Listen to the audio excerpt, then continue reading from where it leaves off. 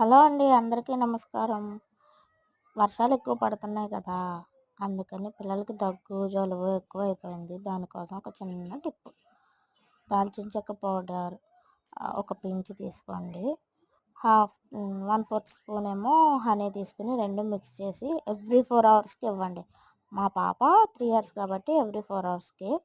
6 months బేబీకి అయితే morning, evening.